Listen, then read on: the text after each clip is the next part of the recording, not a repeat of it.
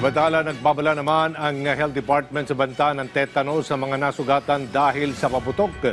Ay sa Health Department, hindi agad makikita ang epekto nito kaya't pinapayuhan ang mga mayroong mga sugat na dulot ng paputok na agad magtungo sa ospital upang agad itong maagapan.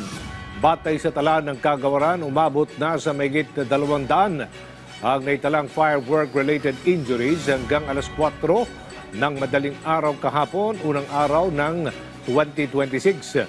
Bagamat mas mababa niya ito ng 42% kumpara sa magsalubong sa 2025, posible pa rin itong matagdagan lalo't magtatagal hanggang January 5 ang surveillance ng DOH. Karamihan sa mga biktima ay dahil pa rin sa illegal na paputok tulad ng Bogat 5-star, hindi ng iba pang hindi matukoy na firecrackers.